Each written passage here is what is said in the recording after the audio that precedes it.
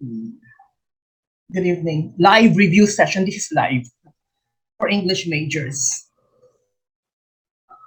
No need to introduce myself. Let's go straight. Okay. Get hold of your answer sheet of the materials I have sent you. And you check as we go along. It is composed of 50 items. I hope you get a score of 30 or higher. Let's set the bar higher. Instead of 25 half, let's move the passing mark to 30. So the passing score is 30 instead of 25. Okay. Question number 1. Are you all set? Actually, we're still waiting for others. I have already messaged them. Did you receive my text? I went through all the GCash messages I received. Doon ko nakita yung mga numbers. I message you reminding that our class is at 7. Okay. Number 1.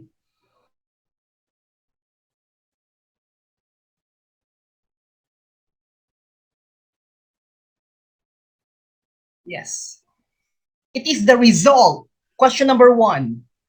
It is the result of the speaker's mental and emotional response to what he is saying.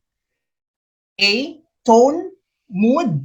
B, tone color. C, tone depth. D, tone quality. What is your answer?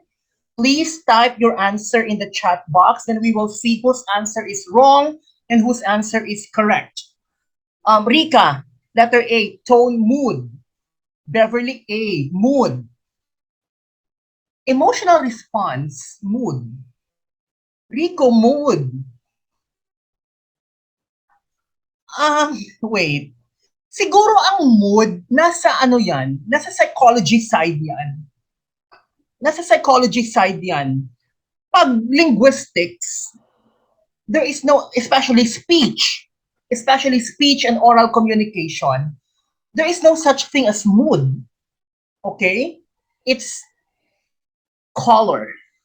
The correct answer is color. Tone color. Okay, it's not tone mood, it's tone color. The correct answer is letter B. Based on the stem, it is the result of the speaker's mental and emotional response to what he is saying. Rico, what do you mean by tone mood? How do you explain tone mood to a grade 6 student, for example, Rico? Base system. No, not tone mood, but tone color. Ang color ng tone. Ang color ng voice. Okay? How do you explain that? You can type, you can unmute if you want. Just tell me how you will explain that to a grade 6 student. Ano ang tone color? Rico, we are waiting for your answer.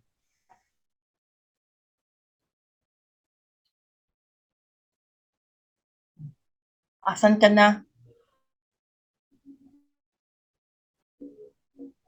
Rico, are you still there? Ano ang tone quality? Ang tone color ay ang feeling sa tone mo. Our tone has feeling. Tinatawag yang tone color. Okay? The emotion of your voice. Okay? So, if you are interested, malalaman mo sa pamamagitan ng kanyang voice. No? If the other person is interested sa'yo, if the other person is annoyed, kung ang isang tao ay galit sa'yo, malalaman mo based sa quality ng kanyang voice. You call it tone color. The feeling, the emotional aspect of your voice. Okay? You call that tone color. If you are annoyed, it will show, right? What happens, my question is, what happens if our voice has no tone color. Okay, answer please. Ano ang mangyayari pag ang voice mo walang tone color, walang emotion, walang feeling? Ano ang mangyayari? What will happen? No one will listen? Yes, Rika, no one will listen? Okay? Or your voice will be dull, mechanical, not interesting, monotonous. Crystal, you are correct. Monotonous, boring, flat, right? Walang rising, walang falling intonation. Okay, so the feeling, the emotional aspect of the voice is called tone color. Hindi po tone mood. Okay? Kasi iba ang voice pag in love ka. Iba din ang pag sad ka. Iba din pag excited ka. Iba din pag galit ka. Iba din pag pagod ka. Right? Now, let's go to question number 2. It is the opening paragraph of a news story. Okay? A, kicker. B, blurb. C, title. D, lead paragraph. What is the answer? This is a question on journalism. Okay, Rico said letter D, Beverly said letter D, Rita said letter D, correct. The correct answer is the lead paragraph. This is a popular question sa LET. Okay, ang opening paragraph ng isang news story ay tinatawag na lead paragraph. Okay? It is the most important part of a news story. Okay, now my question is, ano ang nakasulat sa lead paragraph? May ano yan, may formula yan. May formula yan. Ano ang nakasulat doon? Ano ang nakasulat? Give me the formula. Scenario? Rika? Yes? What else? Some more answers? Ano ang nakasulat sa lead paragraph? Or if you are the journalist, ano ang dapat mong ilagay sa lead paragraph? Correct, Crystal. Ilang W's ba yan? Ilang W's? 5. 5 W's. Who, what, where, when, and why, right? Then, 1 H.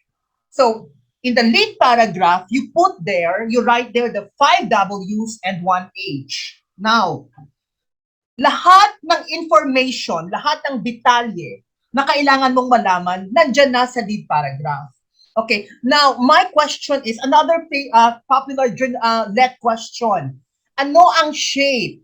Ano ang pattern ng news article? You know, in writing a news article, we follow a certain shape, right? Inverted pyramid. Yes. Ba't inverted, Rico, ba't inverted pyramid? Yung pinakamalaking part ng pyramid nasa taas, yung pinakamaliit nasa baba. Bakit inverted pyramid? Because the most important details, yes, important details first. Beverly, bakit important details first? What is the reason? Ang mga less important, nasa baba na yan. Okay, why is the pattern like that? Bakit uunahin ang important details? Kasi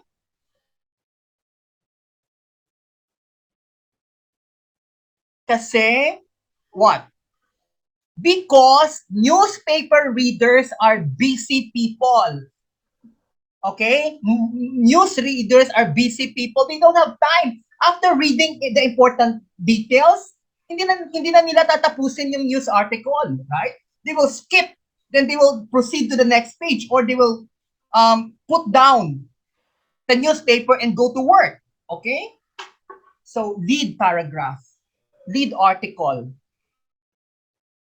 It came out in the LET. Bakit? How do you characterize newspaper readers? Answer, they are busy people, right? So they want to read the important facts, the important details first. Okay? Number 3. What is the British counterpart of audiolingualism? Okay? In other words, ang audiolingualism ay naging popular sa anong country? Because the question here is asking for its British counterpart. Ang audiolingualism, saan naging popular? Or saan nagmula? Where did it originate? Audiolingualism. Answers, please. America, correct. Crystal, in the US. Now, the question is asking you to give the British counterpart of audiolingualism. A, cognitive approach. B, affective humanistic approach. C, comprehension-based approach. D, oral situational approach. What is the answer? I'm looking for I'm still wait, I'm still waiting for people. Sana. Okay. Okay. Beverly said oral situational. Rita said letter D, oral situational approach. That is correct. The oral situational. Okay. Pareho din. Same theory, same concept, same procedure sa audiolingualism. Only that, audiolingualism became popular in the US and oral situational approach became popular in the UK, right? In Great Britain, in the United Kingdom. Okay? America, audiolingualism, UK, oral situational approach. Okay. Sometimes tinatawag din itong oral approach lang. Or sometimes tinatawag din itong situational approach din. Okay? Oral situational approach or oral approach or situational approach. Now, this was developed by some of the best British linguists during that time, right? What year? 1930s to 1960s. Okay? 1930s to 1960s. Okay? Now, my question is it still used today? Is it still popular today? What's the answer? Do we still use the oral situational approach? Popular pa, Rika, yes? Some more answers? Is the oral situational approach still relevant today? Is it still used by our classroom teachers, especially in the UK? Wala na. Okay? Wala na. Hindi na ginagamit. Pero, yeah, Rico, you are correct. Hindi na ginagamit. Pero, we cannot deny its impact. Merong effect. May mga, we get something from it. Like audiolingualism, hindi na popular ang audiolingualism ngayon, right? Pero, we still get something out of audiolingualism, like the drills, right?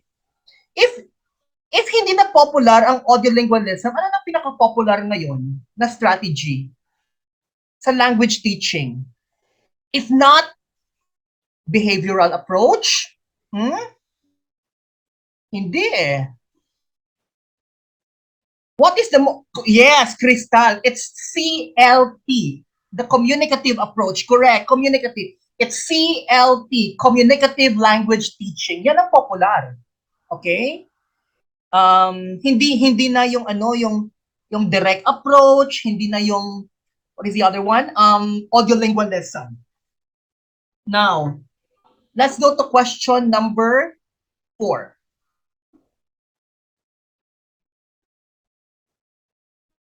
The logical arrangement of ideas in writing is called A, logical fallacy, B, syntax, C, grammar, D, pattern of development. What is the answer? The logical arrangement of ideas in writing is called A, logical fallacy, B, syntax, C, grammar, D, pattern of development. Rika said that D, pattern of development. Some more answers, please.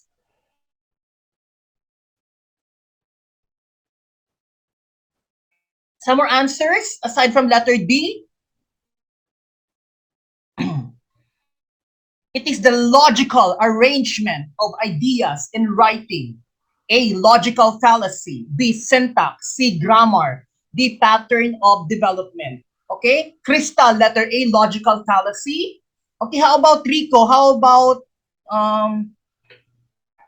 Others. Rico, letter A, logical fallacy. Okay, logical fallacy is erroneous reasoning. Mali-maling mali-maling reasoning, that's logical fallacy. It's not the arrangement of ideas. Fallacy has something to do with reasoning. But we are asking here all the arrangement of ideas. The correct answer is letter D, pattern of development. Okay, your teacher asks you to write an essay about BBM's SONA, for example. Now, you have a problem. Paano ko to gagawin? Okay? Ang dami kong gustong sabihin. I want to write a lot of things. Ang daming ideas sa utak ko, but I don't know how to begin. I don't know how to arrange my ideas. Then you choose kung anong pattern of development ang suitable sa topic mo. Ang daming patterns of development. Okay? Ano yung unahin mo? Ano yung susunod? How will you end your essay? Okay? You will be guided by your pattern of development. Okay? Okay, for example, ang dami, you just choose. Here. We have that, sorry. We have here definition, description, listing, comparison and contrast, classification and division, cause and effect, problem solution, exemplification, chronology, and persuasion. Okay? Okay, now, ang topic, ang pinapasulat ng teacher sa'yo ay ang SONA. Okay? Wait, Chenny is there. Okay? Ang pinapasulat ng teacher sa'yo ay ang SONA. Anong pattern of development ang gagamitin mo sa SONA?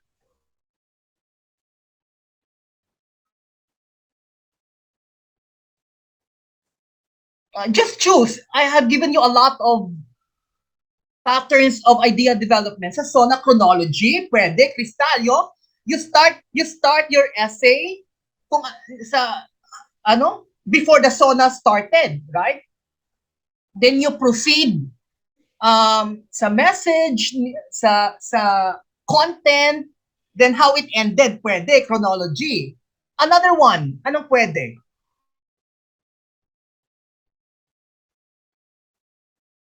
Aside from chronology, anong pattern of development ang pwede mong magamit to write an essay about BBM's State of the Nation address?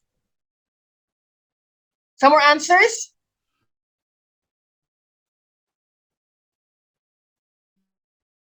Listing, yes. Okay, listing is possible. Anong ililista mo? When you list something, you enumerate. Anong ililista mo, Crystal?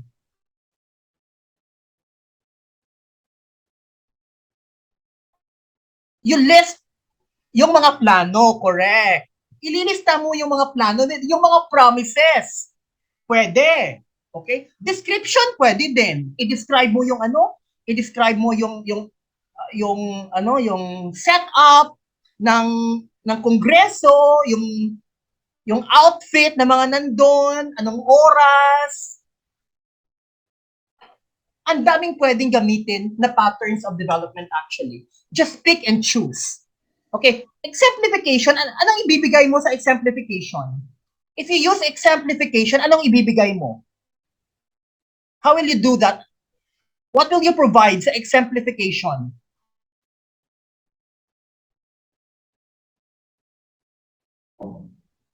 Chen is the wait.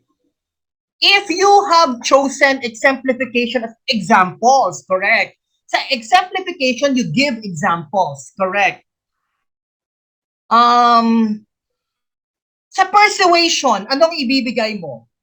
What will you provide if you have chosen persuasion as your pattern of idea development? Persuasion, you give evidences and proof so that you can persuade your reader. Okay, pag persuasion, evidences and proof. Pag exemplification, examples. Okay? Now, let's go to the next number. Number 5. The communicative approach, A, needs an assessment mechanism. B, does not need an assessment mechanism. C, both A and B. D, neither A nor B. What is the answer? The communicative approach, A, needs an assessment mechanism. B, does not need an assessment mechanism. C, Rika said letter B, does not need. Rika, pag does not need, how will you evaluate your student? How will you know that your student has progress pag hindi need ang assessment mechanism? Di ba? So, the answer is A.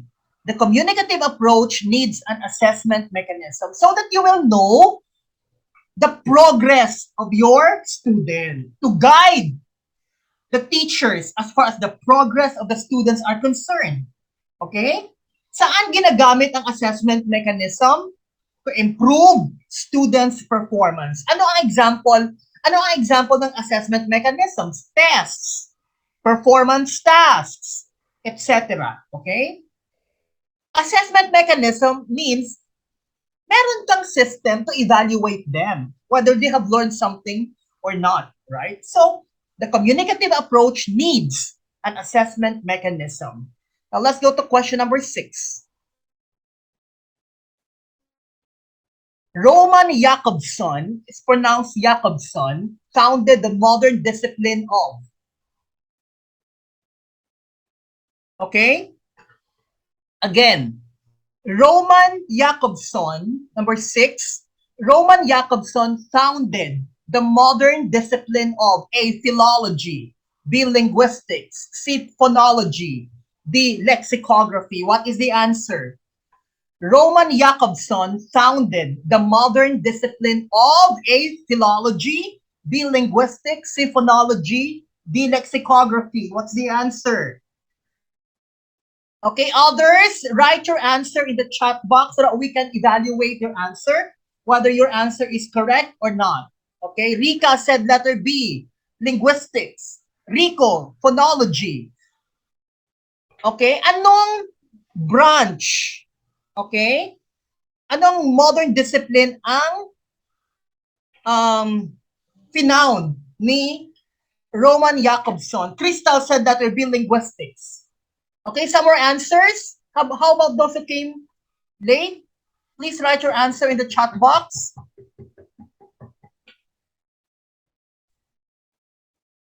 Okay, Roman Jakobson founded the modern discipline of phonology. Letter C. Chenny, letter B, linguistics. No, it's basta phonology. It's Jakobson. Phonology, Jakobson. He was okay. Based sa even if you don't know, even if you don't know him personally, malalaman mo kung taga saan siya, kung anong ethnicity niya. Based sa pangalan niya, ano ang ethnicity ni Roman Jakobson? Was he Spanish? Was he French? He was a linguist, yes. But ano ang nationality ni Jakobson? Russian, correct. Rika, Crystal, yeah, Russian. He was Russian-American. He was Russian-American. 1896 to 1982. Rika, anong year ka pinanganak? When were you born? 19 what?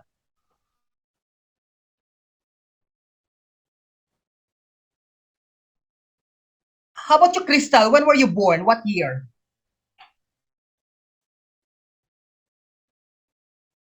Crystal, 1990. Yeah. Roman, so hindi ka nakaabot kay Roman Jakobson. Roman Jakobson was born 1896 and he died 1982, the year I was born. I was born 1982. I'm now 40 years old. Okay? So phonology, the father of phonology is Roman Jakobson. Okay, bakit? Ano bang ginawa niya? Why he is considered to be the founder of phonology? Okay? Siya ay nag-develop ng mga new techniques para ma-analyze ang linguistic sound systems. You know, when you are talking about linguistic sound systems, anong branch ng linguistics yan? Phonology, sound system. So Roman Jakobson developed new techniques for us to analyze linguistic sound system. And when you're talking about linguistic sound system, that is phonology. Okay? Jakobson is sikat sa linguistics eh. Especially ang kanyang theories on phonology. Okay? Now, number 7. Who among the following is an ancient linguist of India? By the way, may mga kopya po ba kayo ng mga old sets, actual let questions? Do you have a copy of previous let questions? If you check that, wala. I post sa YouTube. I post actual let questions. Relax, I will post everything. Ang dami kong gustong i-post kasi kaso mahina yung kalaban. I will post tonight another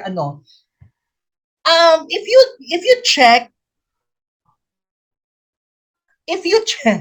you check previous let questions, ang daming questions about some unknown literary articles, selections galing India. Yung mga hindi mo pa narinig, ang dami. Ang daming questions mula India, literature from India. Yung mga first, saan ba nila kinuha to? Yung mga first time mo narinig? I don't know. Even the names were strange names. Very Indian. I don't know how. I just discovered this afternoon na may mga questions sa LET na kinuha sa Britannica. You'd go to Britannica, same sentence, same structure sa let question. Okay? So, who among the following is an ancient linguist of India? A. Patanjali. B. Tistabangchi. This name sa letter C, option C, it came out in the left. Shestrisa Chandra Chattopadhyaya. And letter D, Rabindranath Tagore. Oh, what is the answer? The correct answer is letter. Sorry, I already pressed the answer. The correct answer is A. Patanjali, the ancient linguist of India. Letter A. Yes.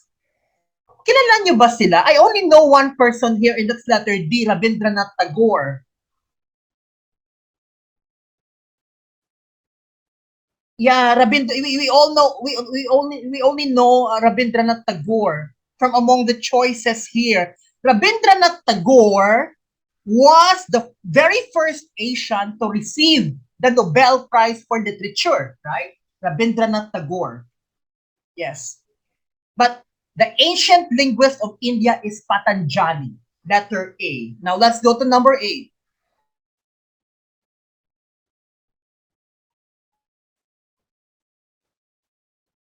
Okay?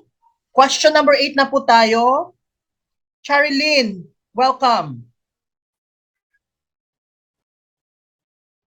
Aesop, okay? Aesop is thought to have been A. a king, B. a slave, C. a minstrel, D. a clergyman. Write your answer. Charilyn, write your answer in the chat box as well.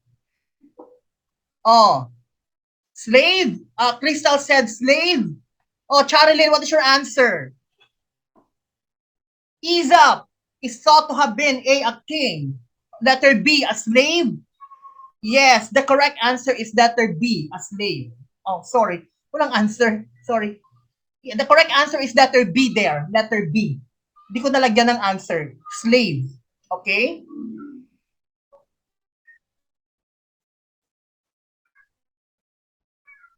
Wait, Aesop.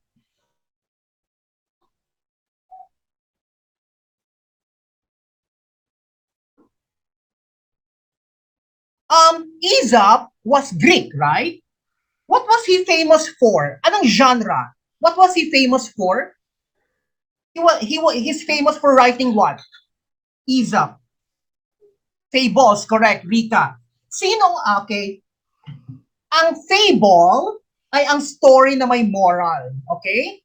Ang story na may moral. Sino ang usual or ano ang usual characters ng fable? Tao ba? Halaman ba? Animals, correct. Let's go to question number 9. In the blank, the status of listening comprehension began to change from one of neglect to one of increasing importance. A, 1950s, B, 1960s, C, 1970s, D, 1980s. What is the answer? Okay? What is your answer? Write your answer in the chat box. Letter C, 1970s. Rico, 1950s. Okay? Okay. Now, how many language skills? How many language skills do we have? Macro skills in a language. How many macro skills in a language do we have? Apat, correct. Okay. Orika, type the skills according sa correct order. The skill learned first by the child and the skill up to the skill learned last by the child. Oh, can you type it? What if PRC wants you to arrange the skills according sa manner how it is learned, the time how it is learned, how they are learned, brother? Rika, can you type yung correct order? Okay, first, ano yung skill na unang natutunan ng bata? The first skill, listening, correct. Followed by speaking, correct. Followed by, so listening, speaking, followed by, third skill, reading, and the last skill is writing, correct? So writing is the highest skill. Okay, and listening is the most basic skill. And because listening is the most basic skill, napabayaan ito. Okay? It was neglected. Because it is the most basic skill, it's the first skill learned by a child. It is neglected. It was neglected. Okay? Until 1970s. When it was given importance, no? In the 1970s, the status or the status of listening comprehension began to change from one of neglect to one of increasing importance. So in the 1970s, they started to realize the importance of listening skills. Number 10. The first and perhaps the most fundamental step in interpreting any document is determining its A, theme, B, genre, C, author, D, audience. Oh. You want to evaluate, you want to interpret a certain literary article, a certain selection. Ano ang una mong i-identify? Theme, genre, author, audience. Charilyn said letter B, genre. Rika said letter A, theme.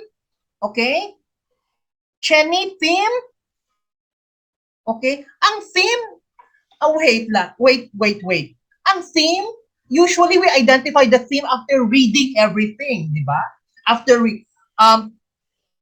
your teacher, your literature teacher before did not ask you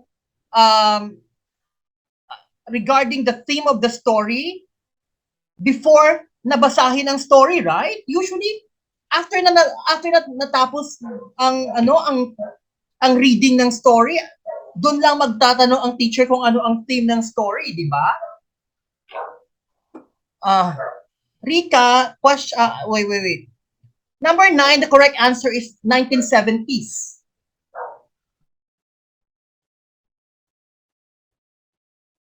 Ang theme sa huli na yan, after reading everything. Okay, author? No, the correct answer is genre. The first and perhaps the most fundamental step in interpreting any document, ang author, hindi talaga importante ang author, but it's not the most fundamental. Okay? In fact, sa formalism, no? We are talking here of anong subject to? Anong subject to sa LET for English majors? This is literary criticism. This is literary criticism. In fact, sa formalism, hindi importante ang author. We never discuss the background of the author. We never discuss the author's life.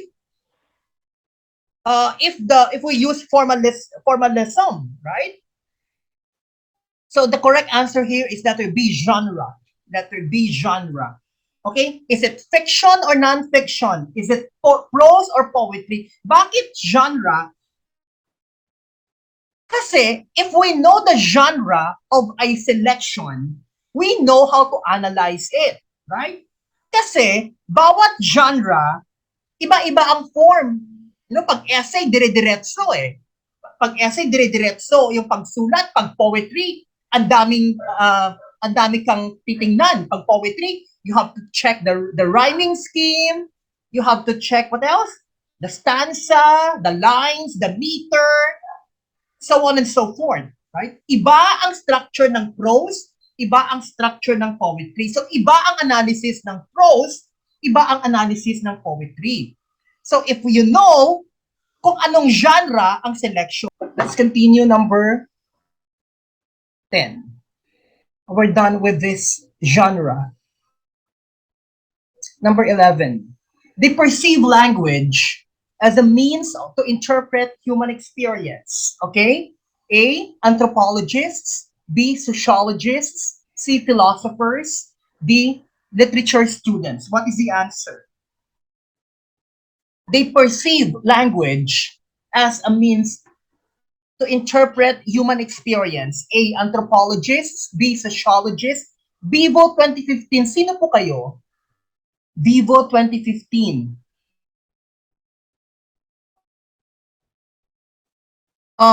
Okay. Okay, sorry. Okay, they perceive language as a means to interpret human experience. A, anthropologists. B, sociologists. C, philosophers. D, literature students. What's the answer? The correct answer is, Charilyn said letter A, anthropologists. Rico said letter A, human experience. Anthropologists? What is anthropology? Rico, anthropology is the study of past cultures. Hindi po human experience ang anthropology. Crystal said sociologist. Yeah, so past culture ang anthropology. So anthropology is not the correct answer. Crystal said that there be sociologist. Sociology is human interaction, but not human experience. The correct answer is letter C, philosophers. Human experience means life itself, right? And philosophy is the meaning of life, right? So the correct answer is letter C. They perceive language as a means to interpret human experience. The correct answer is letter C, philosophers. Human experience here, we are talking here of the meaning of life. And philosophy is the meaning, is the study of the meaning of life, right? Okay, how about this one? They perceive language as a means of knowing past cultures. What is the answer? They perceive language as a means of knowing past cultures. What's the answer? A, correct, anthropologist. How about this one? They perceive language as a means of socializing with others, communicating with others. Letter B, sociologist. Yes, that's it.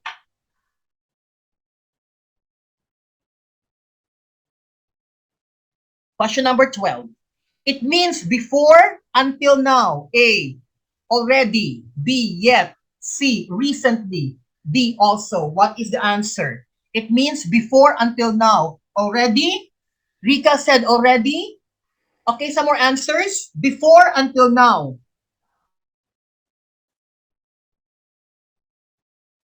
Some more answers? Charilyn, yet? Okay. How about others? Rico, what's your answer? Before, until now.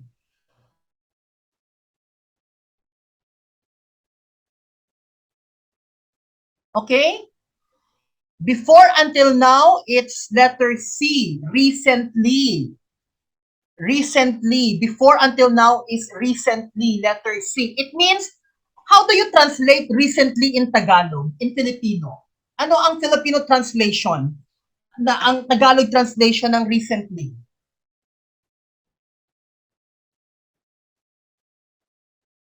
I saw her recently. Oh, ano ang Filipino translation ng recently? Kanina lang? Kanina lang, Rika? Kanina lang is a while ago. Hindi recently. Kanina lang is a while ago. Recently is kamakailan lang. Kamakailan lang. Ngayon lang. Recently is kamakailan. Kamakailan lang. That is recently. Okay, how about this one? In addition to something else. From the choices. In addition to something else. Also correct. Before now. Or before a particular time. Okay? Done before now. Or done before a particular time. What's the answer? A already, correct. Rico is correct. A already. How about used to talk about whether something that was expected has happened. Ini-expect mo, nangyari na pala. O ano?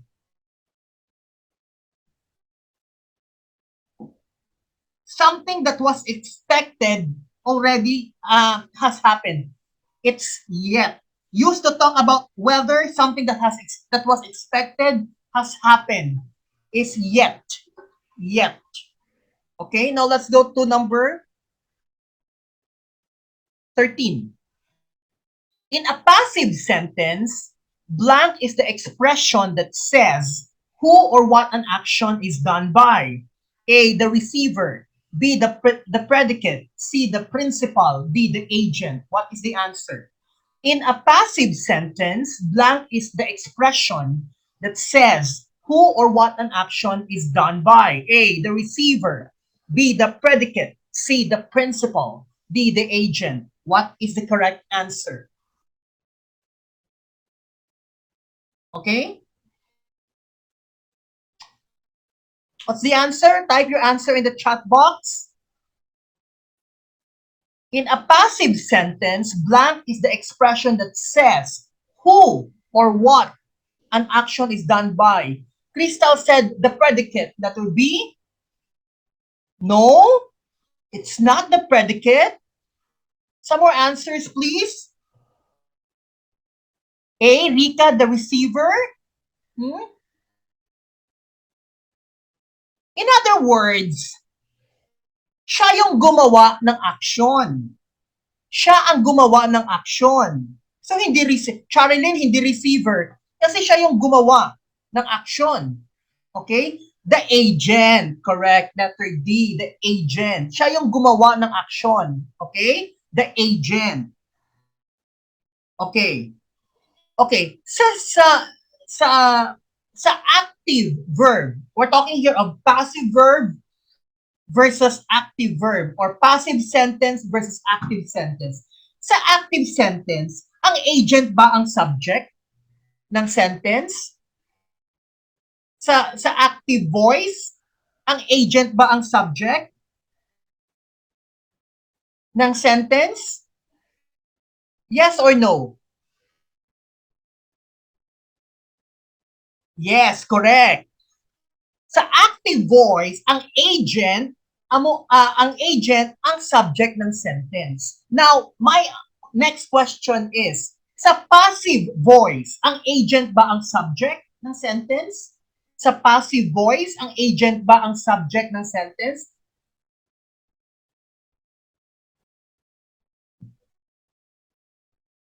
Passive voice, ang agent ba ang subject? My earlier question was active voice. And you said, yes, the agent is the subject of the sentence. Yung question ko now is passive. Sa passive voice ba, ang agent ba ang subject ng sentence? Yes or no? Yes. Huh? Rika, sa passive voice, ang agent, hindi na ang subject ng sentence. Okay? Hindi na. Pero sa active voice, ang agent ang subject. Sa passive voice, hindi. Okay? Continue. 14. In every sentence, the subject must agree with A, the object, B, the noun, C, the verb, D, the antecedent. What is the answer? In every sentence, the subject must agree with A, the object, B, the noun, C, the verb, D, the antecedent. What is the answer? Verb, correct. In every sentence, the subject must agree with the verb, correct. That's why we have our subject-verb agreement. Okay? We have our subject-verb agreement. Okay, kung ang subject ay singular, ano ba dapat ang verb? Pag ang subject singular, ano ba dapat ang verb? Singular or plural? Singular din, correct. Pag ang subject plural, dapat plural din ang verb. Okay? Another question. Ang plural ba na noun ay may S? Ang plural ba na noun ay may S? Yes. Okay. Another question. Ang plural ba na verb? Ang plural ba na verb may S? Wala na. Correct. Wala na. Don't be confused. Okay? Pag sa noun, ang plural verb, pag sa noun, ang plural form may S. Pag sa verb, walang S. Okay. 15. Language is A, social phenomenon, B, not a social phenomenon, C, both A and B, D, neither A nor B. What is the answer? Language is A, social phenomenon, B, not a social phenomenon, C, both A and B, D, neither A nor B. What is the answer? Rika said letter A, social phenomenon. Crystal said letter A. That is the correct answer. Language is a social phenomenon because involve ang ibang tao. Okay? Involve ang community. When you use language, involve ang community, involve ang society. Okay? If you are with others, magsasalita ka talaga. So language is a social phenomenon. Number 16. It is the comparison of two languages. A, linguistic comparison. B, bilingualism. C, contrastive analysis. D, language interference. What is the answer? It is the comparison of two languages. A, linguistic comparison. B, bilingualism. C, contrastive analysis. D, language interference. Charilyn, when you say bilingualism, nagsasalita ka ng dalawang languages. But the question here is, kino-compare.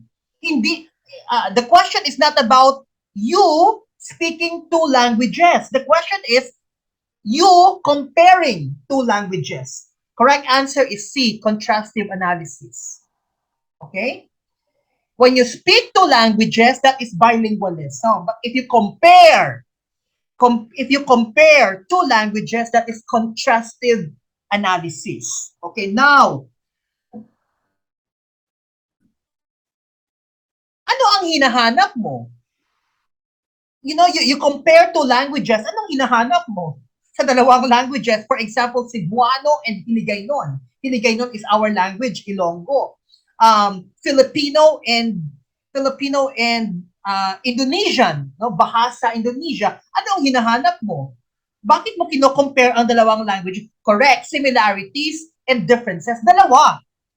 Dalawa yung hinahanap mo, not just similarities but also differences. Okay, you look for similarities and you look for differences. And okay, you know,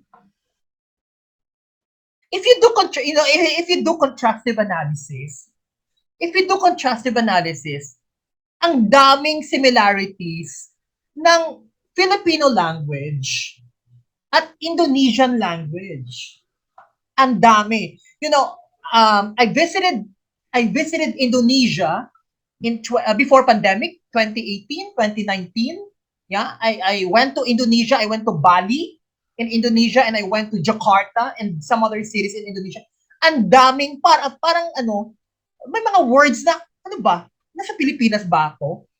Sa kanilang toilet, sa atin, babae, lalaki, no? Male, female, right? Babae, lalaki.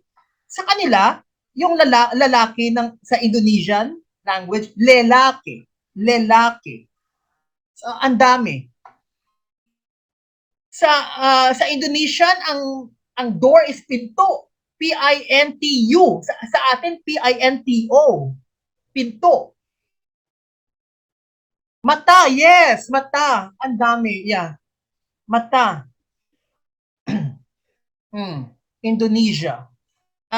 Indonesia, I think, and also Malaysia. Bahasa Malaysia and Bahasa Indonesia. Okay? So you do contrastive analysis and you will find out similarities and differences, okay, of two languages. 17. Which is general? A, language teaching approach. B, language teaching method. C, both A and B. D, neither A nor B. So ano ang general, ano ang specific? Approach ba o method?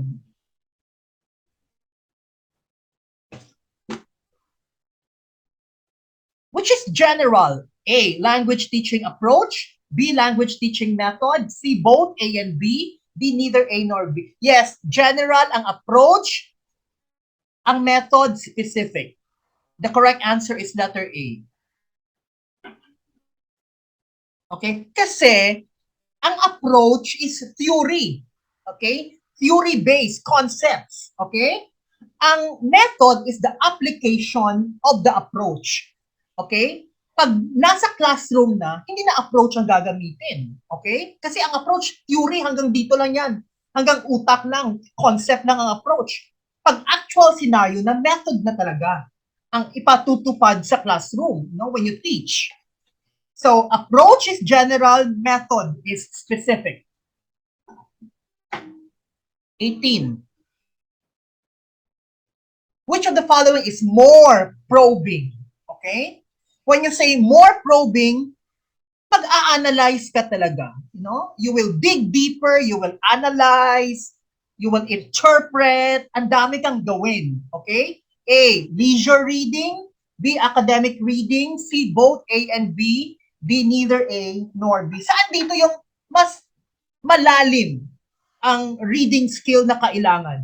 Academic reading, correct, B. Okay? Kasi ang leisure reading, Crystal, is, you know, for fun, for entertainment, you know? Walang depth. Okay? Walang depth. For pleasure, yes. 19. It holds that the writer must be governed by rules, models, or conventions rather than by wayward inspiration. Again, it holds that the writer must be governed by rules, models, or conventions rather than by wayward inspiration. A, classicism. B, naturalism. C, imagism. D, realism. What's the answer?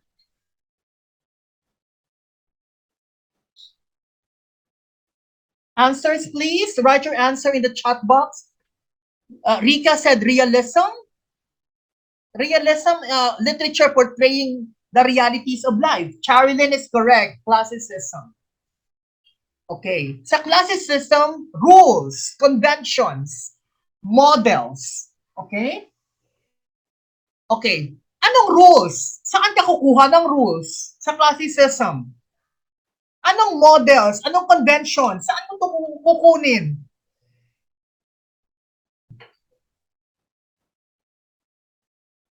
Oh, classicism. Anong rules?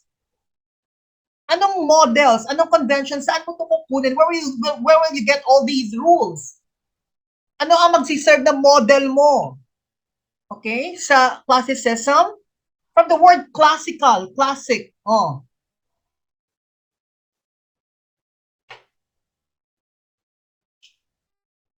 You analyze from the word classical or classic.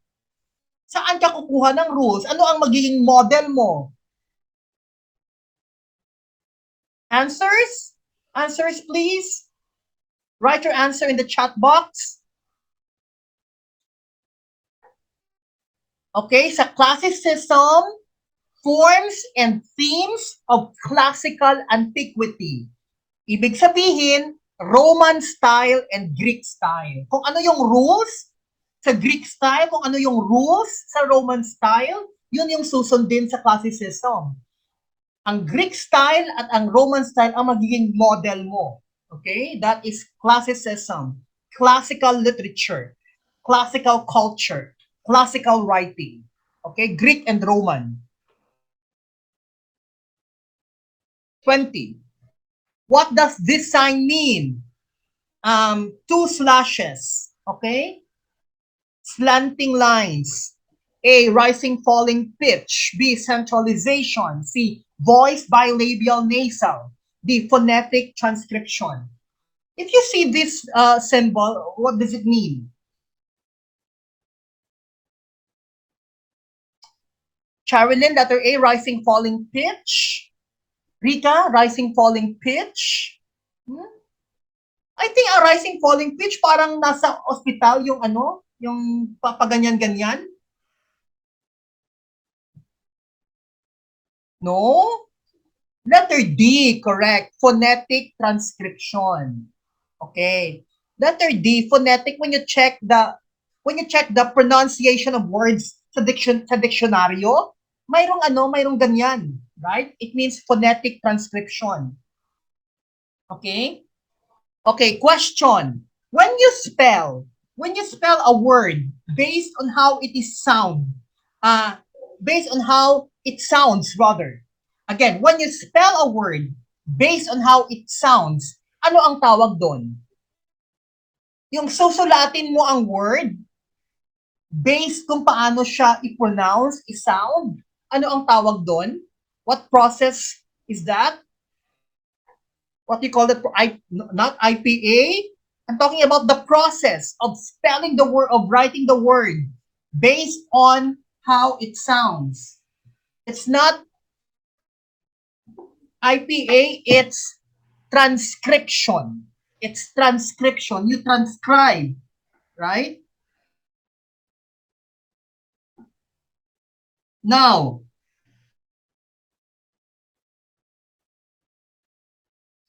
what is the most famous transcription system? What is the most famous transcription system? Now, the answer is that of Crystal. Okay? IPA. Now, what does IPA mean? Ano ang ibig sabihin ng acronym na IPA? Can you spell it out? Crystal, ano ang ibig sabihin ng IPA? IPA is an acronym. What does it mean? IPA is International Phonetic Alphabet. IPA, International Phonetic Alphabet. Yeah, you are correct. Okay, ang transcription ay nakapaloob sa dalawang slanted lines like this one. Okay, transcription. 21. Charles Dickens wrote of the problems of A, the members of the royal family, B, the homeless people, C, the working class people, D, the business owners. What's the answer? Charles Dickens wrote, Rika said that there be the homeless people. No? Not the homeless. Not the homeless, Rika. Some more answers, please.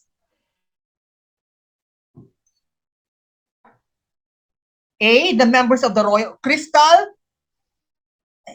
ayaw ni Charles Dickens ng members ng royal family. Hindi yan subject ng kanyang um, mga sinulat. The correct answer is the working class. Letter C. Okay? Correct answer is letter C, the working class. Okay? Ang heart ng kaniyang mga nobela ay ang mga ordinaryong tao, especially ang mga the members of the working class. Okay? For example, sa kanyang novel, The Great Expectations, no? Charles Dickens wrote a very popular novel entitled Great Expectations. Ang batang lalaki, the boy, sa story ay mula sa isang ordinaryong pamilya, right? Ordinary people, okay, are at the heart of Charles Dickens' novels. Okay? Ayaw niya ng members ng royal family. Okay? 22. The nucleus of a syllable is, paano mo malalaman? Paano mo hahatiin ang salita into syllables? A, the consonant. B, the vowel. C, both A and B. D, neither A nor B. What's the answer? The nucleus or the central point of a syllable is A, the consonant. B, vowel. Correct. Usually, pag walang vowel, hindi yan syllable. Dapat ang syllable may kahit isang vowel. Right? Malalaman mo kung paano hahatiin ang words. Ang isang word into syllables because of the vowel. Right? One vowel, one syllable. Kung consonant lang, pwede maging syllable pag consonant lang. Hindi. No. Right? Hindi. Okay, now, pag walang vowel, instead, anong pwedeng gamitin? Kung walang vowel, ano ang pwedeng gamitin to make a syllable?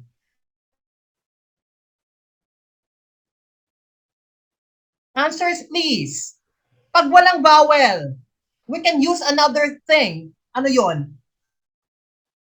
Two letters. Dalawang letters yon sa English alphabet na pwedeng maging vowel. Pag walang vowel. Answers? Vowel. Answers, please. Cluster. Semi-vowels. Okay, ano all? And in the English alphabet, dalawa yung semi-vowels natin. Ano yon?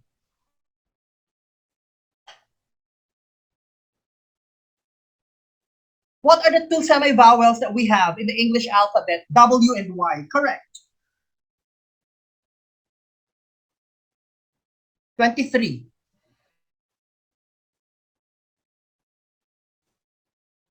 An elegy is a poem that reflects upon A, human achievement, B, death and loss, C, historical mistakes, D, values and morals. What's the answer? Elegy. B, death and loss. That's correct. Elegy, death and loss. Correct. Wait, let's talk about elegy first. An elegy is a song or a poem that praises a dead person. Okay. Ano ang tone ng elegy? Ano ang tone? Sad, right? Panghihinayang. Okay? Sad. Panghihinayang. Correct. Now, saan nagsimula ang elegy? Okay? Mga Italians ba? The Americans? Saan nagmula yung elegy na form? Answer, please.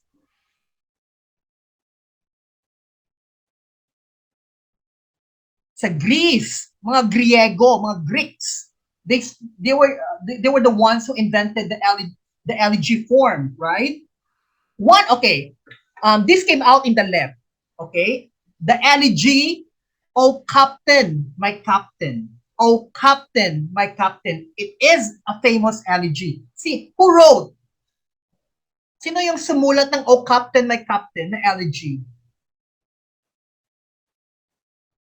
Answer, please. Oh Captain, My Captain. Who wrote that elegy? Walt Whitman, correct. Crystal, Walt Whitman, you are correct. Now, sabi natin earlier, ang elegy is a poem that praises a dead person. So, sino yung captain dito? Sinong dead person ang pinipraise ni Walt Whitman sa kanyang poem na Oh Captain, My Captain?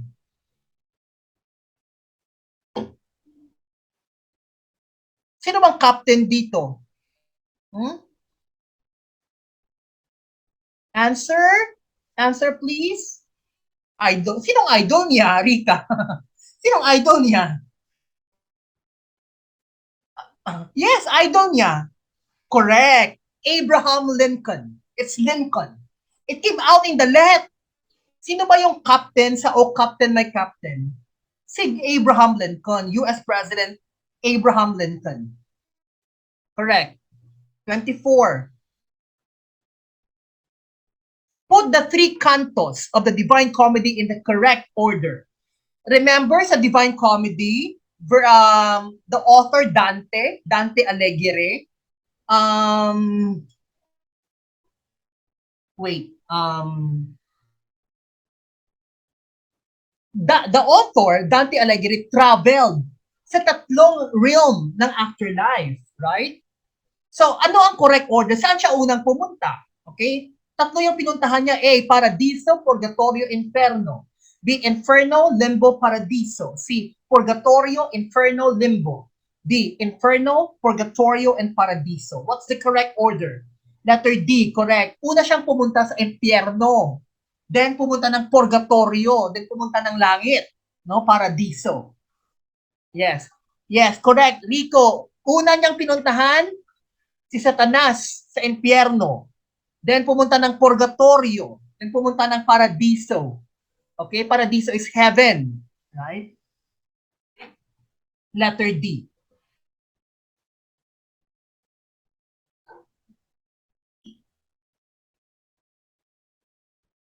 '25. The schwa is A weak vowel, B, a strong vowel, C, both A and B, D, neither A nor B. The schwa sound. This is speech and oral communication. Weak vowel, correct. In fact, tinatawag din siyang lazy man's vowel. Okay? Weak vowel. Lazy man's vowel. Bakit weak vowel? Kasi hindi siya pinopronounce. Or pag pinopronounce, hindi siya binibigyan ng diin. Okay? Hindi siya binibigyan ng emphasis and stress. Correct.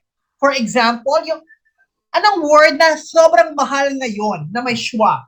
O, if you watch the news earlier, may produktong biglang naging sobrang mahal. Oh. And ang English noon may schwa. Dati nang sabi ng news kanina when I watched TV Patrol, noong January 50 pesos lang isang kilo, ngayon 100 na. O ano 'yan? May schwa 'yan.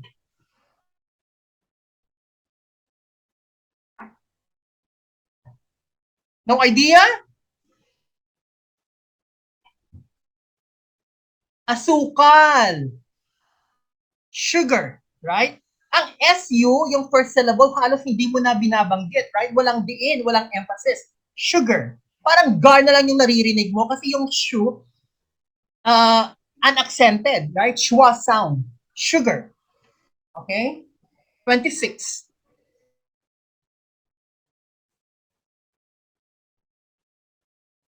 There is no conflict. If there is no conflict, there is no story.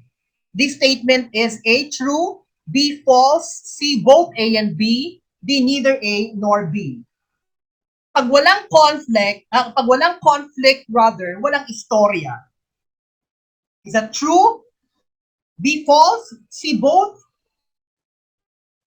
Answer, please. Now, wait, it's raining. Wait, give me time. I will close my windows. It's raining.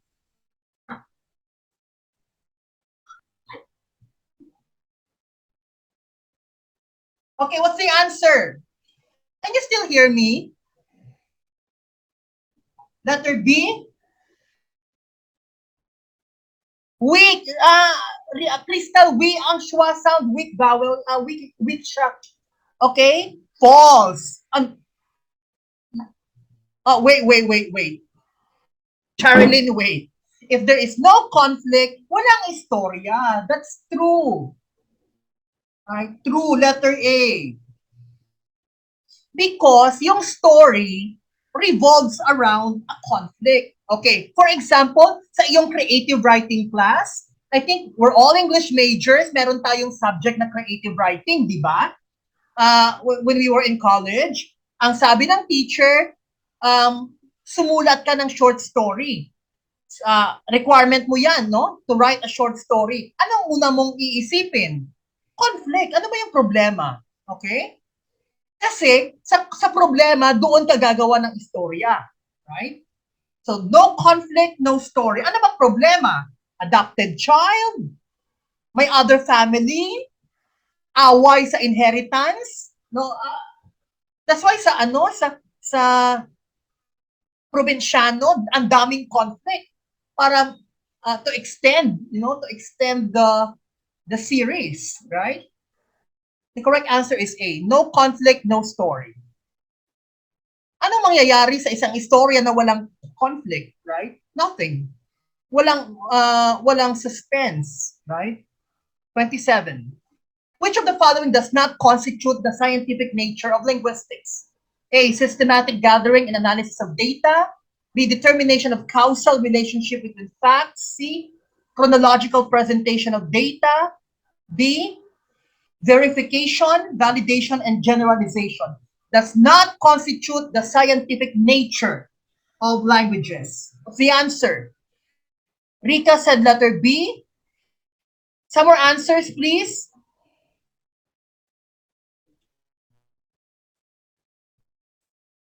Answers, please. Rika said letter B. Rico, letter B. Determining the causal relationship, the cause. When you say causal cause, scientific yun. The correct answer is C. Wait. Sorry, I have forgotten to write, to give you the correct mark, but the correct answer is letter C, chronological presentation of data. Hindi scientific yun. Why? Because it's very easy. It's very easy to put the data according to time, right? Just arrange the data according to time, you're done, right? Chronological presentation of data.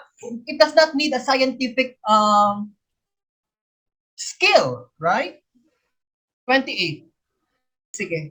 It's raining really hard here. I am in taga saan ka, Rico? Where are you from?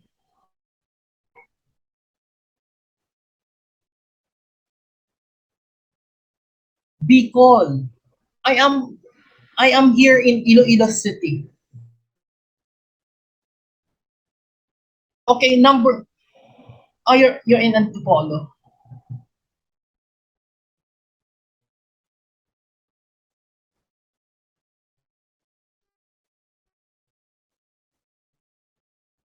Okay, number 28.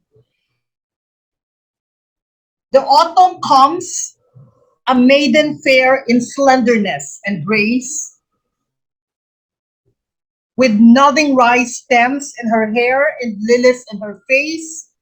These lines from the poem Autumn by Kalidasa. Here, the poet compares the autumn season to A. A young girl, B. An old woman, C. A beautiful, queen, D. A lovely princess. Okay, I'm sorry, I have already given press the answer. That's a young girl.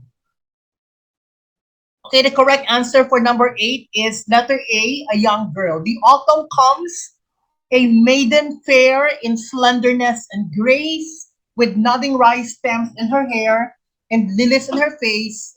These lines come from the poem Autumn by Kalidasa. Here, the poet compares the autumn season to a young girl. Okay. This is number 28, right? Okay, Kalidasa, was a popular poet. From what country? Saan country po nagmula si Kalidasa? Okay, India, correct. Crystal. Kalidasa was from India. And Kalidasa, sa India, ay kino-compare siya sa kaninong popular writer.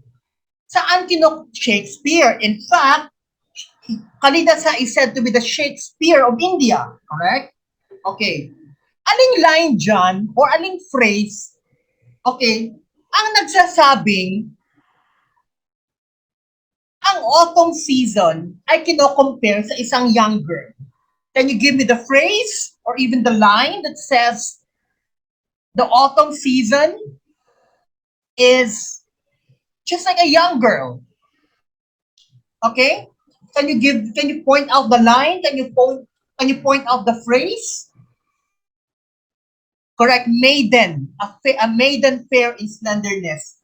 Okay? Ito po ay isang let question. This came out in the left. Okay? 29. In order to define syllabus design in language teaching, there is a need to start with a broader field of A, pedagogy, B, curriculum development. It's pronounced pedagogy. Some teachers pronounce this pedagogy. No, it's pedagogy. B, curriculum development. C, educational supervision. D, instructional assessment. What's the answer? Okay, ang syllabus design ay parte ng isang broader field na tinatawag nating letter B, curriculum development. Yes, letter B, curriculum development. Ang syllabus ay bahagi ng curriculum development. Okay. Okay, how about when you talk about evaluation and tests? Ano ang answer? Evaluation and tests.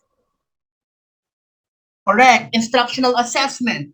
How about managing schools? Managing schools. Managing a department. Correct. Supervision. How about teaching style? Teaching style. A, correct. Pedagogy. 30. If there is only one day left to sell raffle tickets for the school fair or only 2 tickets left for a basketball game, which of the following proverbs makes the most sense? Dalawa na lang yung natira. Okay? Bibilhin mo ba? Kukunin mo ba? So anong proverb ang applicable dito? A, actions speak louder than words. B, all's well that ends well. C, beggars can't be choosers. D, he who hesitates is lost. What's the answer? Letter B, all's well that ends well. Rika, dalawa na lang yung ticket na natira and you are confused, okay? Whether kukunin mo ba ito or bibilhin mo ba ito or hindi. Okay. Letter D, correct. He who hesitates is lost. Okay? Ibig sabihin, pag nag-aalangan ka, mawawalan ka. Right? Pag nag-aalangan ka, mawawalan ka. He who hesitates is lost. 31. Alfred Lord Tennyson was an English poet, often regarded as the chief representative of the blank in poetry. A, Romantic Age. B, Elizabethan Age. C, Victorian Age. D, Puritan Age. What's the answer? Okay, Alfred Lord Tennyson, Victorian. Correct. Letter C, Alfred Lord Tennyson, Victorian Age. Okay. Why is this called Victorian Age? Sa literature, sa reign, kaninong reign? Queen Victoria, right? Queen Victoria of England, 1837 to 1901. Okay? Now, I have a question here. Sa Victorian Age, anong genre ang naging popular? During the Victorian Age of English literature, what genre became very popular? Play ba? Short story ba? Morality play ba? Anong genre ang naging popular during the Victorian age sa English literature? Answer, please.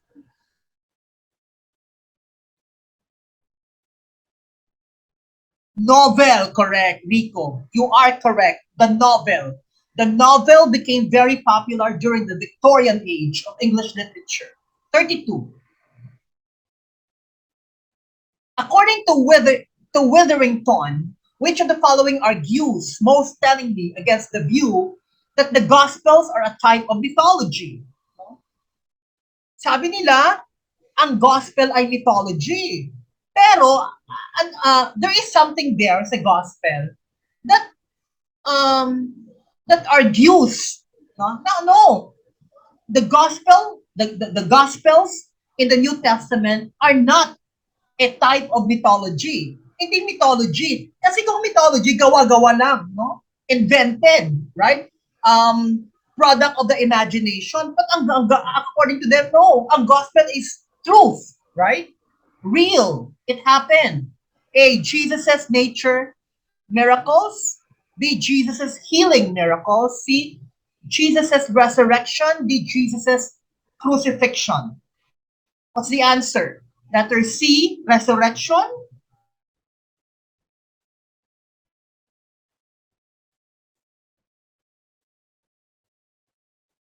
The correct answer, Rika, is some more answers. D, correct. Crucifixion. Not resurrection, crucifixion. This is biblical literature. His crucifixion tells us that the Gospels are not mythology. Hindi gawa-gawa lang, right? Aside from the Roman army, members of the Roman army, ilang tao ang nandun na nag-witness ng crucifixion ni Jesus Christ? Aside from the members of the Roman army, ilang tao ang nandun? 4. There were 4 people there who saw the crucifixion of Christ aside from the members of the Roman army. Sino yung 4? You have Saint Peter, you have Mary Magdalene, you have Mary, the mother of Jesus, and you have Mary, the wife of Cleophas. Okay? Sino ang executioner? Greek army, Roman army, Persian army? The Roman army. Sila yung nag-crucify kay Jesus Christ. The members of the Roman army. Saan? Saan ginanap ang crucifixion? Ano ang tawag sa site ng crucifixion? Answer, please. This is biblical literature.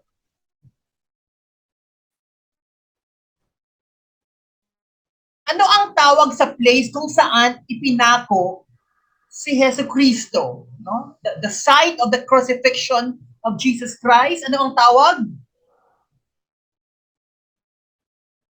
Correct answer is Golgotha. Or sometimes they call it Calvary, right? Golgotha, the place of skulls, right? Golgotha. It is found outside. Yeah, Calvary is correct. Rico, nagdi-direct message ka. For everyone. Set your message to everyone. Yes. Okay? Anong oras namatay si Jesu Cristo? What time did Jesus Christ die? What time? 3 p.m. Correct. 33. Within the last quarter century, blank has been put forth around the world as the new or innovative way to teach English as a second or foreign language. A, comprehension-based approach. B, brain-based approach. C, oral situational approach. D, communicative language teaching. What's the answer? The innovative way to teach English as a second or foreign language. What's the answer? Letter D, correct. Communicative language teaching. 34. Okay, we shall fight them on the beaches. We shall fight them on the landing field. We shall fight them in the fields and streets. We shall fight them in the hills, we shall not surrender. Who said these lines? A. Abraham Lincoln. B. Julius Caesar. C. Patrick Henry. D. Winston Churchill. What's the answer?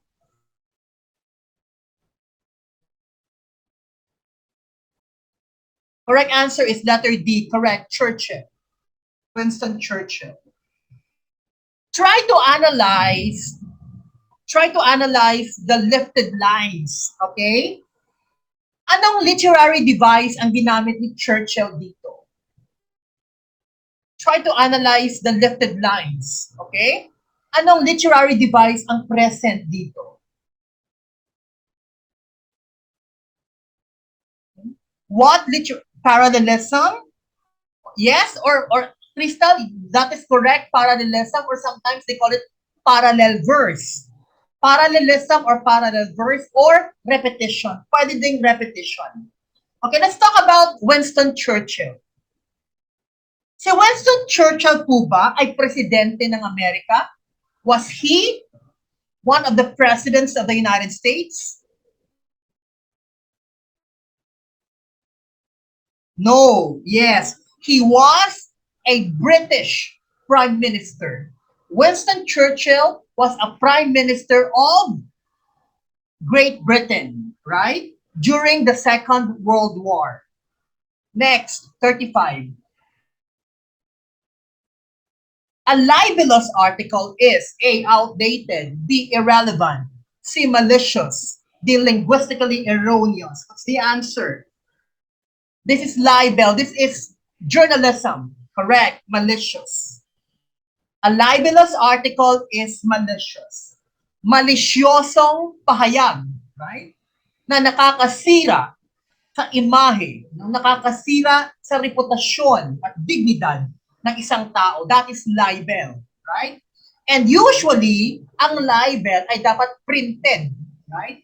So, pag nag-post ka sa Facebook, it is already considered libel kasi by printed form nakasulat. Okay? 36. Be not the first by whom the new are tried, nor yet the last to lay the old aside. This is blank advice on words, right? A. William Shakespeare's advice. B. Noam Chomsky's advice. C. Chaucer's advice. D. Alexander Pope's advice. What's the answer? Letter D? Yes, Alexander Pope. Ano sabi ni Alexander Pope? Be not the first, okay, by whom the new are tried, nor yet the last to lay the old aside. That's Alexander Pope. Okay? Wait. Okay, let's analyze ang sinabi ni Alexander Pope. Dapat ka bang mag-imbento ng salita according kay Pope? Dapat ka bang umimbento ng salita? Yes or no? Based sa sinabi ni Alexander Pope.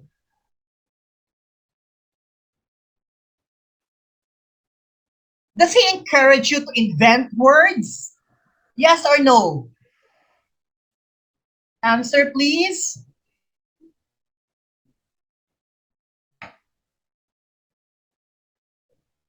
No. Ano sabi niya? Ano sabi niya?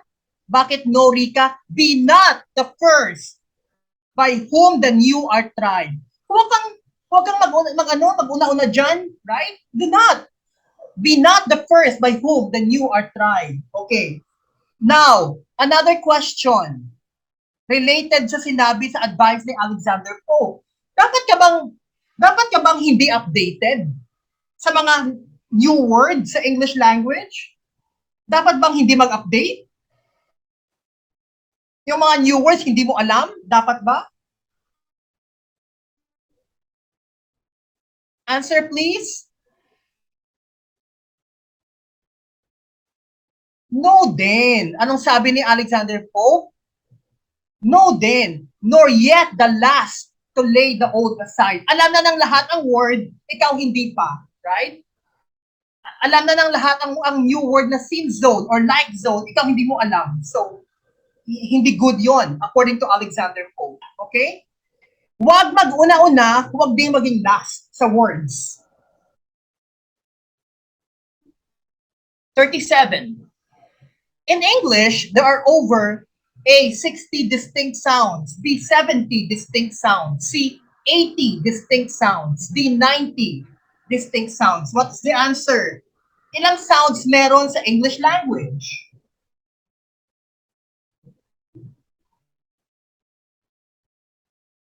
Answer please, number 37.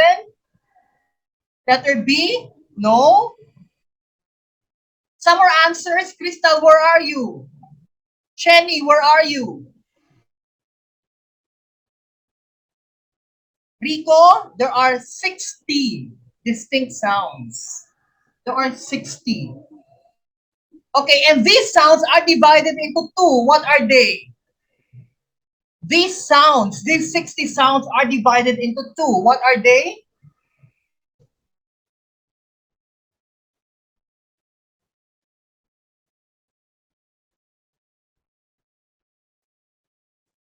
Wait.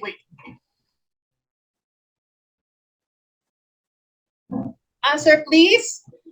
Consonants and vowels. 360 sounds, yes.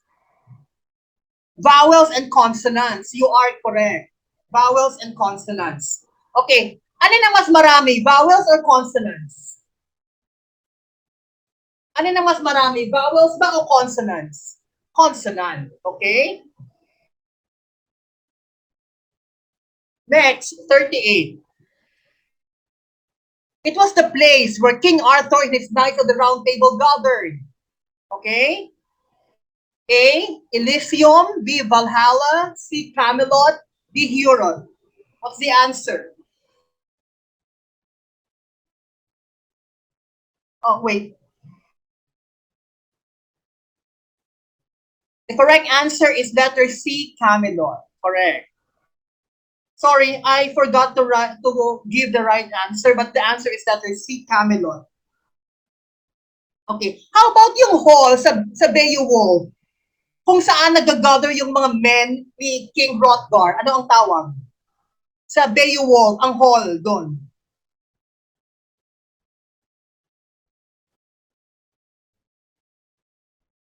Ang hall sa Beowulf is, anong tawag?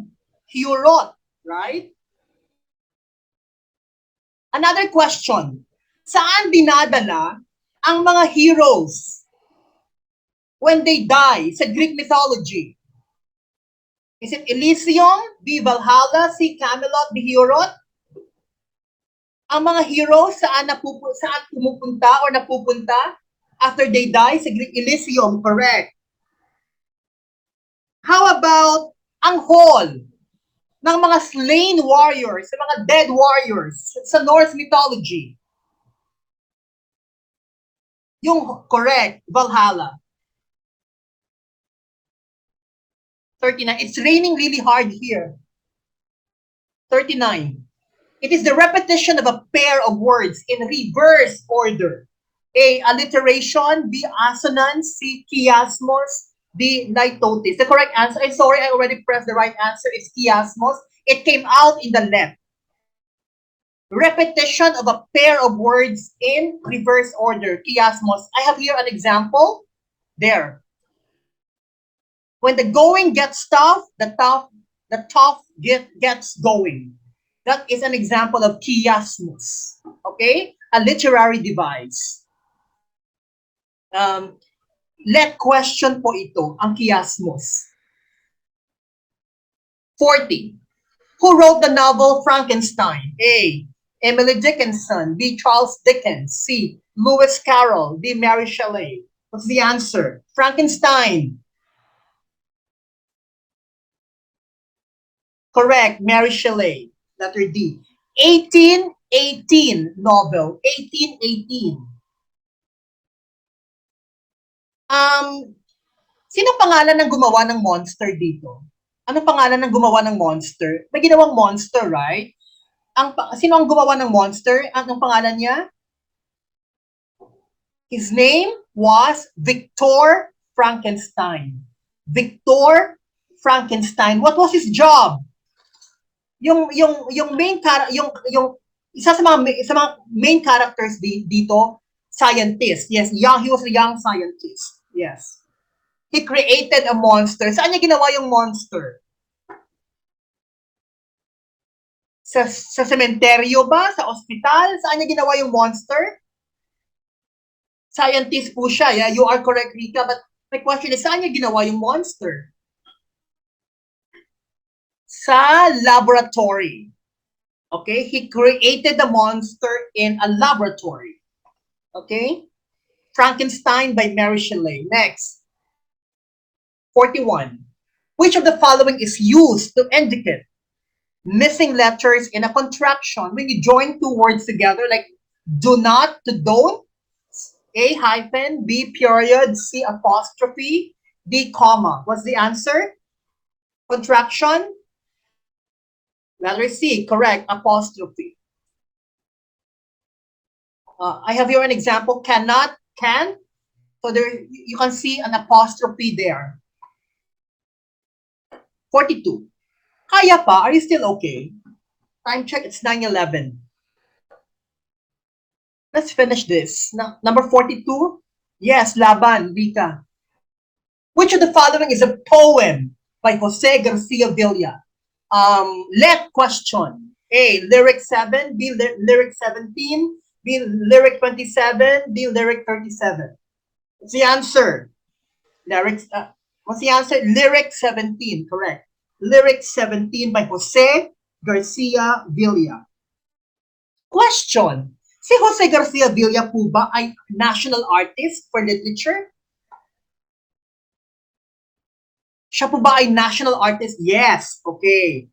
According sa lyric 17 ni Jose Garcia Villa, first, a poem must be what? Ano yung first na requirement ng isang poem according sa lyric 17 ni Jose Garcia Villa? It must be what? Rico, asan ka na?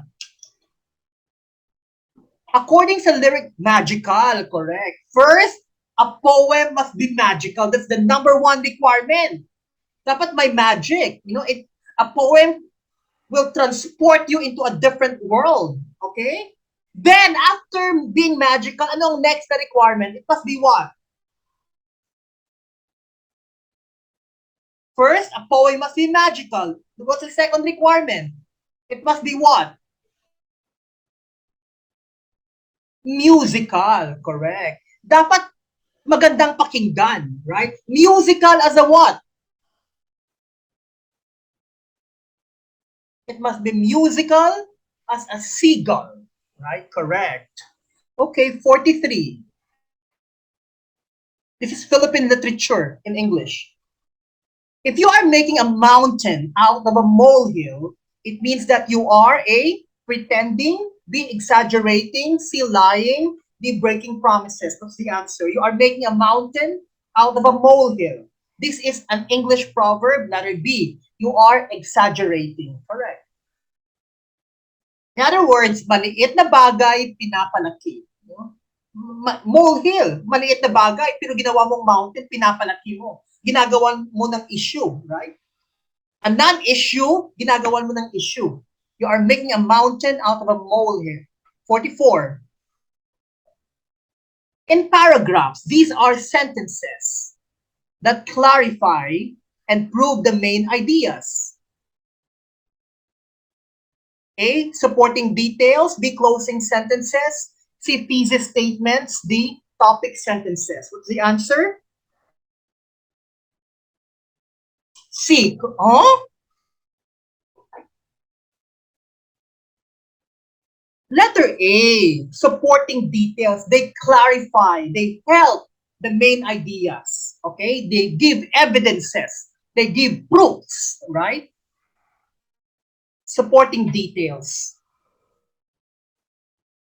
45. ESP advocates for sensitivity to the blank in which students will be using English. A, psychophilosophical context. B, economic context. C, sociocultural context. D, emotional context. What's the answer?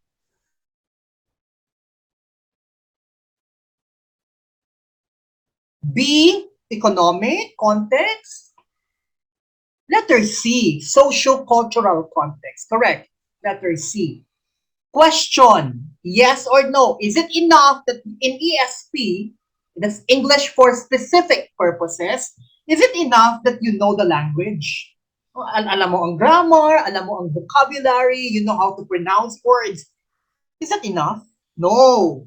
Dapat alam mo, not enough. Dapat alam mo kung paano ito gagamitin, right? You know, when you meet your manager versus when you meet a balut vendor, right? When you are in the workplace versus when you are walking along the street. Dapat alam mo, socio-cultural context. Kung nasa Pilipinas ka versus kung nasa Japan ka, right? Different cultures. Dapat alam mo. So part ito ng ESP. 46. A literature review is best described as a list of relevant articles and other published material you have read about your topic, describing the content of each source. B, an internet search for articles, describing research relevant to your topic, criticizing the methodology and reliability of findings. C, an evaluative or an evaluative overview of what is known about. A topic based on published research and theoretical accounts. And letter D, an essay looking at the theoretical background to your research study. What's the answer? This is RRL, the chapter 2 of your thesis, of your research paper. Correct answer is letter C, an evaluative overview of what is known about the topic.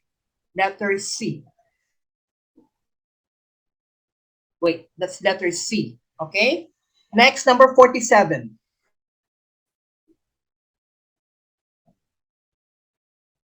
Self-evaluation encourages blank among students. A, self-reflection. B, self-responsibility. C, both A and B. D, neither A nor B. If you allow the students to check their own paper, okay, it encourages what? A, self-reflection. B, self-responsibility. C, both A and B. D, neither A nor B. The correct answer is C. It encourages both self-reflection and self-responsibility. Let question din po ito. Okay? If you allow your students to check, their own paper, to evaluate their own progress. Self-reflection, self-responsibility. 48. Johns and Price Machado argue that all good teaching is A, a specific purpose and approach. B, general purpose and approach. C, both A and B. D, neither A nor B. What's the answer for number 48? Good teaching is A, general, B, specific. What's the answer? Specific, correct, Rika. Good teaching is specific in approach. 49. Usually, I already discussed this before, newspaper readers are busy people. So the correct answer here is letter A. I already discussed this. Usually, newspaper readers are busy people. And last number 50. In general, content words are A, stressed, B, unstressed. C, both A and B, D, neither A nor B. What's the answer? Content words are stressed. Correct. What is the opposite? Rico, what's the opposite of content words?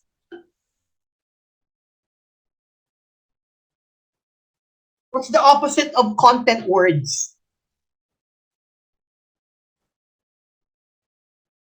If ang content words are stressed, then ang opposite nito ay unstressed, right? So ano ang opposite ng content words? Rico, what's your answer to my question? Crystal, what's the answer? Function word, correct. Okay. Verbs. Content words, function words. Ang verbs.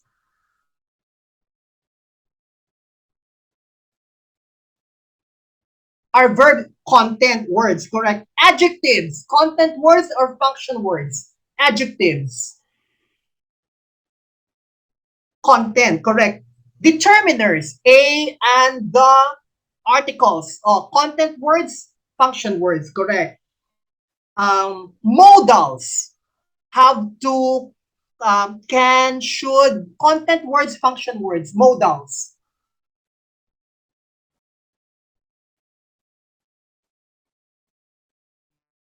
Or auxiliary verbs. Okay. Function words, content words. What's the answer? Yes, function. Okay. Pronouns. He, she, it. Content words, function words. Pronouns.